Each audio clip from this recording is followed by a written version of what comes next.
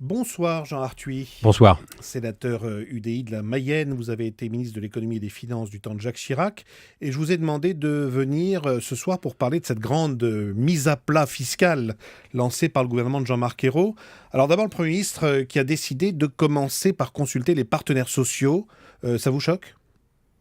C'est assez étonnant, mais en fait, il s'agit de l'ensemble des prélèvements obligatoires. Et la France a une caractéristique, c'est que dans nos prélèvements obligatoires, les cotisations sociales, les cotisations qui s'ajoutent au coût du travail, représentent 42% de nos prélèvements obligatoires. C'est pratiquement un record mondial.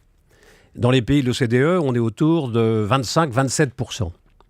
Et la question qui va se poser, c'est de savoir si on allège ces cotisations, si on finance autrement la protection sociale, ne serait-ce que les allocations familiales. Qu'est-ce qui justifie que ce soit des cotisations sociales qui assurent le financement de la politique familiale ? Ça concerne tous les Français.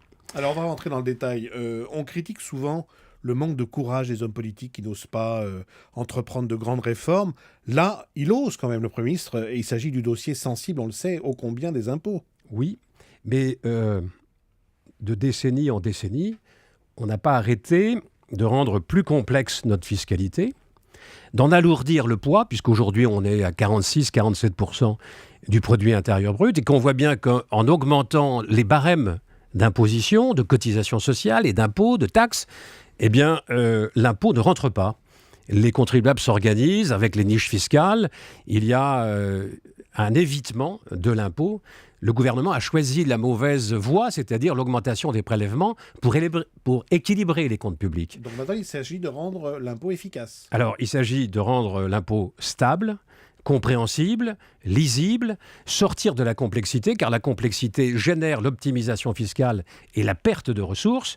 Il s'agit d'une fiscalité qui doit être équitable, mais surtout, à l'heure de la mondialisation, de cesser de taxer la production comme on le fait, car en taxant la production, on organise les délocalisations, et c'est ainsi que le chômage n'arrête pas de monter.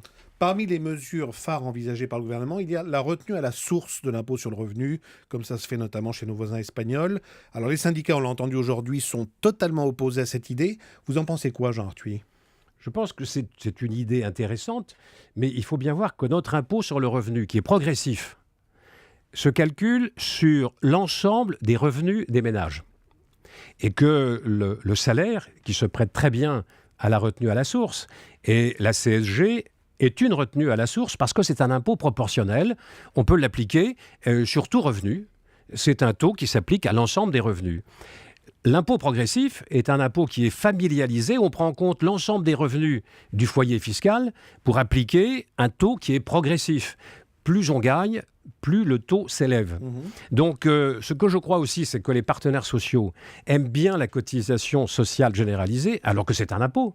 Car cette CSG, elle participe au financement des organismes de protection sociale et justifie en quelque sorte la cogestion dont on voit toutes les limites aujourd'hui. Oui, c'est un impôt identifié dans sa fonction. Il est identifié, il est affecté à la protection sociale, et les partenaires sociaux ont le sentiment que c'est le gage de leur autonomie budgétaire, en quelque sorte. Alors, autre point majeur, la suppression de la CSG par une fusion de cet impôt créé par Michel Rocard avec l'impôt sur le revenu. Alors, Bernard Cazeneuve dit ce soir, c'est pas gravé dans le marbre, mais c'est une hypothèse. Votre collègue UMP du Sénat, Philippe Marini, qui préside aujourd'hui la commission des finances, disait ce matin que c'était une très bonne idée de fusionner la CSG avec l'impôt sur le revenu. C'est une idée intéressante, mais préalablement, je pense qu'il faudrait supprimer la plupart des niches fiscales qui rendent notre fiscalité pratiquement illisible et être bien conscient que ça n'aura rien de miraculeux. Je crois que dans l'esprit du Premier ministre, fusionner les deux, c'est réduire la part proportionnelle qui correspond à la CSG et à la CRDS, et c'est augmenter la partie progressive.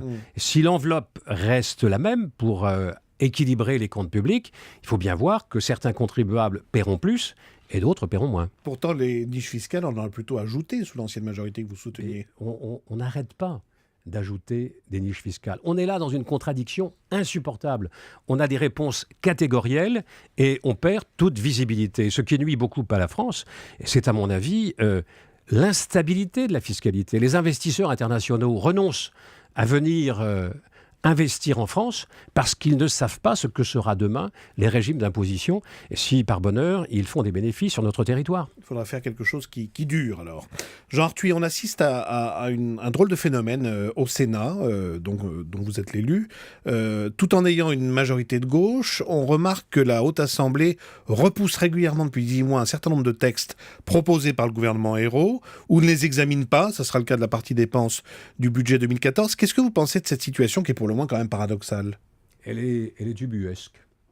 Elle est ubuesque parce qu'il y a une majorité de gauche au Sénat qui a permis l'élection d'un président de gauche, Jean-Pierre Bel, et de président de commission de gauche, à l'exception de la commission des finances, en application d'un principe qu'avait édicté Nicolas Sarkozy en son temps.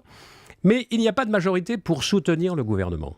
Et donc le Sénat, sur tous les grands textes financiers, projet de loi de financement de la sécurité sociale, projet de loi de finances, sans doute projet de loi de finances rectificative, réforme des retraites, si tant est qu'elle soit une réforme considérable, on renvoie à l'Assemblée nationale une copie blanche et la navette parlementaire ne peut apporter aucune valeur ajoutée sénatoriale. Je trouve cette situation déplorable. Il faudrait y mettre fin. Il faudrait que les sénateurs sortent du clivage et du fait majoritaire qui prévaut à l'Assemblée nationale pour convenir d'un certain nombre d'avancées et sortir des clivages partisans pour articuler des propositions qui permettent à la France de sortir de la crise, de retrouver de la croissance et d'inverser la courbe du chômage. Merci beaucoup, Jean Arthuis, d'être venu dans Europe Nuit.